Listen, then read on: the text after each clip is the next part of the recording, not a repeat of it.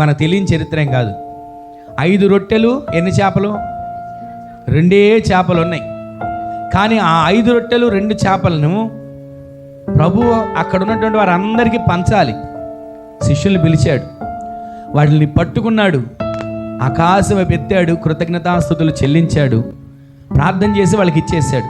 ఒక మాట మీరు చెప్పండి, యేసుక్రీస్తు ప్రభుల వారి చేతిలో ఉన్నప్పుడు ఎన్ని రొట్టెలు అవి?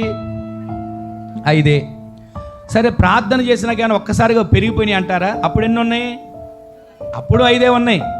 శిష్యుల చేతిలోకి ఇచ్చినాకేమైనా అప్పుడు వెంటనే మంత్రం వేసినట్లుగా పెరిగిపోయినాయి అంటారా? అప్పుడు ఆ శిష్యుల చేతికి ఇచ్చినప్పుడు ఎన్ని ఉన్నాయి? అప్పుడు 5 ఉన్నాయి. ఎప్పుడైతే అవి పంచడం మొదలు పెట్టారో, గట్టిగా ఆమేన్ చెప్పండి, అవి పంచడం ప్రారంభించారో విస్తరించడం దేవుడు కార్యాలు చేశాడు. ఆమేన్ చెప్పండి. ఈ రోజున 5 రొట్టెలే, చిన్న చేపలు 2. అవి ఒక్కడు తినేయగలడు. ఆ పిల్లోడు కానీ తెచ్చుకున్నాడు, అవి ఒక్కడు తినేయగలడు. తినలేరంటారా? తినగలరు.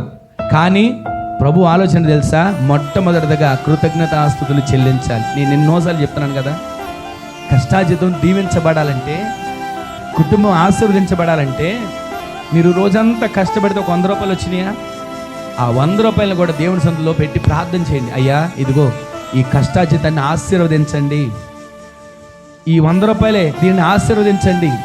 100తోనే దేవుడు ప్రతి అవసరతలు తీరుస్తాడు. గట్టిగా ఆమె చెప్పండి.